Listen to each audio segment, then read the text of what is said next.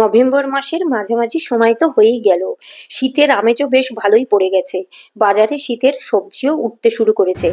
আজ বাজারে গিয়ে তাজা তাজা শিম দেখে আর লোভ সামলাতে পারলাম না, নিয়ে নিলাম। শিম দেখে হাজবেন্ডের আবদার, সর্ষে পোস্ত শিম বানাও। আবদার যখন পড়েছে বানাতে তো হবেই। এটা একটা ভীষণ সহজ রেসিপি, অনেকেই জানো। আর যারা জানো না তাদের জন্য এই ভিডিওটা।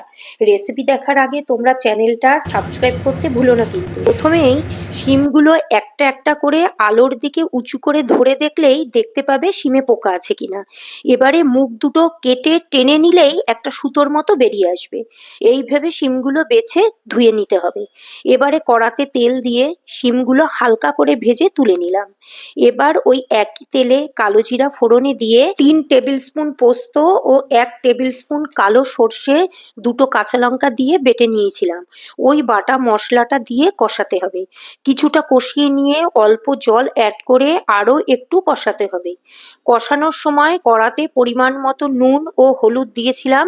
এবার ওই ভাজা শিমগুলো দিয়ে আরও কিছুক্ষণ কষিয়ে মিক্সি ধোয়া জল অ্যাড করে ফুটতে দিলাম। ওতে স্বাদ মতো চিনিও অ্যাড করেছিলাম। ঝোল ফুটে গামাখা হয়ে গেলে শিমও সেদ্ধ হয়ে যাবে। এবারে নামিয়ে পরিবেশন করলাম। ভিডিওটা ভালো লাগলে একটা লাইক করে দিও। আর আমার পদ্ধতিতে একবার এইভাবে শিম বানিয়ে খেয়ে দেখো, তারপরে কমেন্ট করে জানিও।